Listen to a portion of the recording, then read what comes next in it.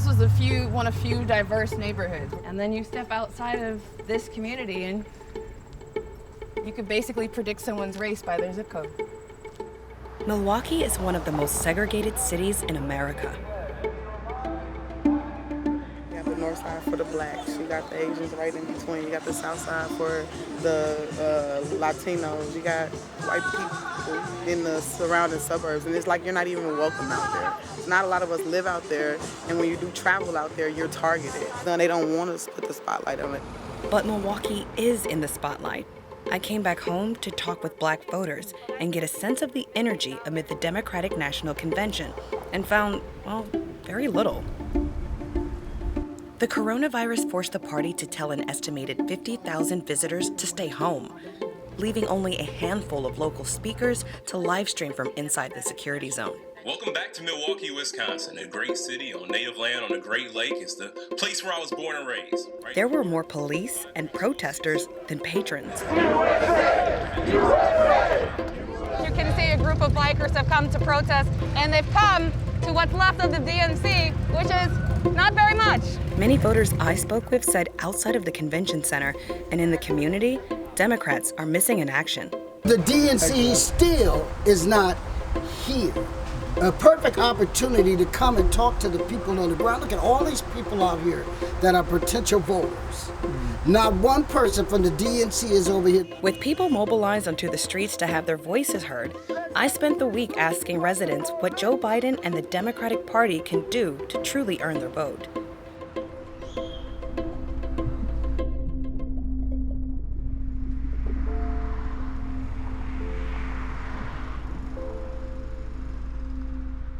How you doing? I just thought your house was gorgeous. I used to live on this block years ago, so I saw this house. I was like, this doesn't even look familiar. It used to be white. It was beautiful. Oh, wow. And here's my old house.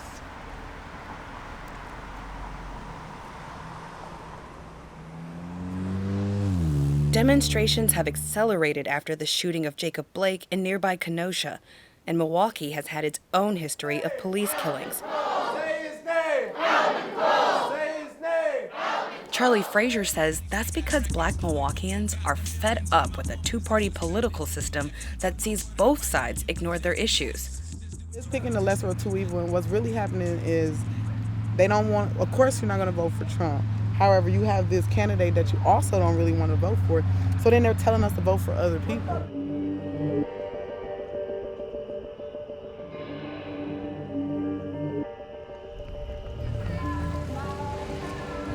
Tonight, members of the People's Revolution are uniting for their 81st night of protest, this time in the suburb of Wauwatosa. Its police department is under pressure to fire an officer who shot and killed 3 people in 5 years. And we still want to make sure that we hold them accountable. So far, he's only been suspended pending an investigation. Black lives matter. Say black Black lives matter. Let's go, Tiffany. Wake up. Hey, clap your hands for the first time that's joining us. Let's ride. Thank you.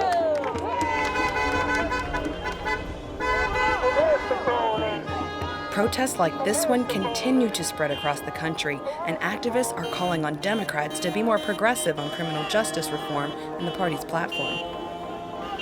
Historian Reggie Jackson says the city's legacy of unrest dates back to the 1960s, when activists protested housing discrimination by marching across the 16th Street Bridge, separating Milwaukee's black north side from its white south side.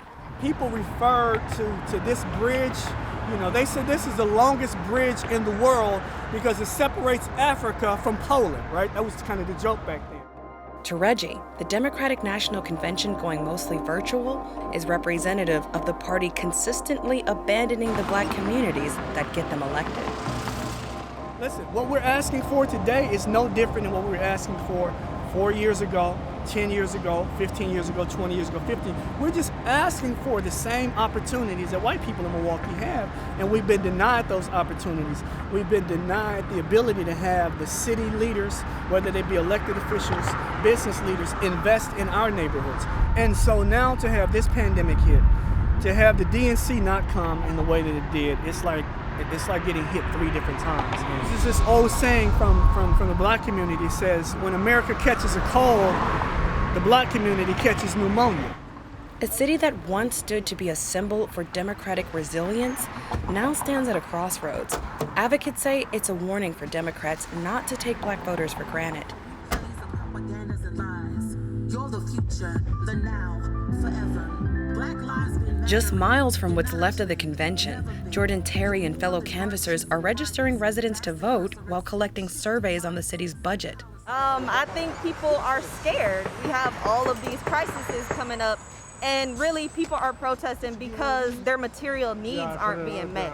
People don't have homes, people don't have health care. A lot of people feel hopeless around like our voting and just the voting system because it almost feels rigged. I feel like we're kind of taking a lean more towards socialism because that's what's gonna meet our needs right now.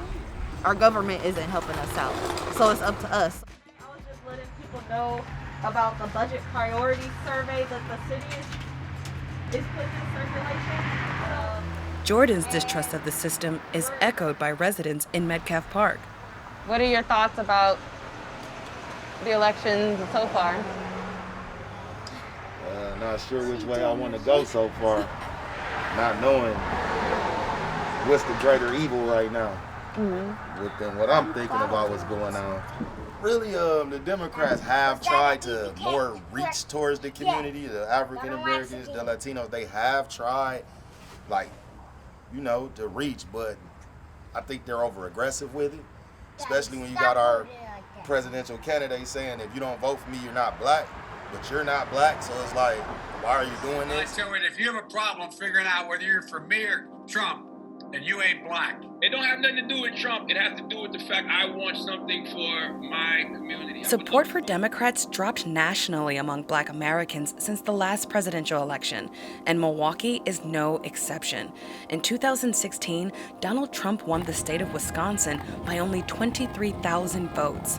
Around 93,000 black Milwaukeeans stayed home. Charles Griffin says that's because the city's black residents are tired of being used as political pawns. They don't care about us, and I feel like that. No candidate cares, because if you did, you would beat the street. You would make sure that the people that you want our votes, you would come down here and see what we really want and how we really live. And it would probably bring a tear to some of their eyes if they seen how some of us down here live. It's ridiculous, and it's not like we're not working hard. I work hard every day. I'm a chef. I'm a restaurant manager. We can do better and deserve so much more. The campaign hopes Kamala Harris as VP will appeal to black Americans on the fence, especially younger progressive voters who aren't excited by Biden. That mirrors a generational divide in Milwaukee between passionate young activists and their more traditional elders. And so I want to talk to my peers at this moment. I want to talk to those of us who are in our 50s, in our 60s, in our 70s, in our 80s, some of whom have a whole lot of nonsense to say about what's going on right now. Some of us did not become elders, we became olders. We just got old. Come on now. We need to start showing up.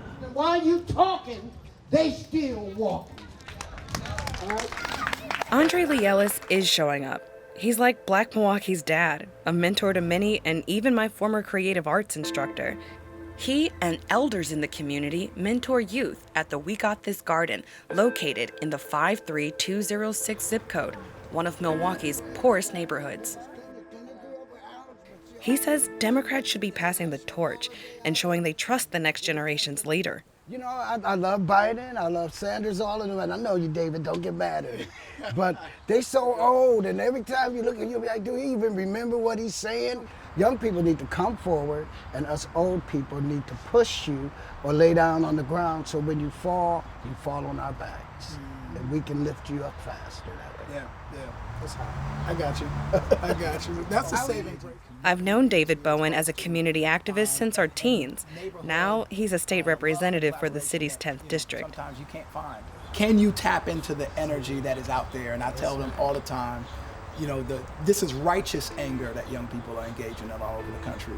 And that's important for Vice President Joe Biden to be able to tap into, for Senator Kamala Harris to tap into, to be able to carry that torch and to say that they will be the champion on the issues that young people are caring about. It's this amazing synergy that says, if you don't tap into this, you're gonna lose us. So they have to do it. David's been the only lawmaker to show up for almost every night of protest. Tonight, the People's Revolution is marching for their 83rd night and aren't showing any signs of slowing down. A lot of the older generations, I do hear them say that, like, we marched 60, 70 years ago, it didn't change anything. Well, then why did you guys stop? Is always my response to that. Does the Democratic Party take black voters for granted? We sell ourselves short. I don't think that we realize how powerful our votes really are.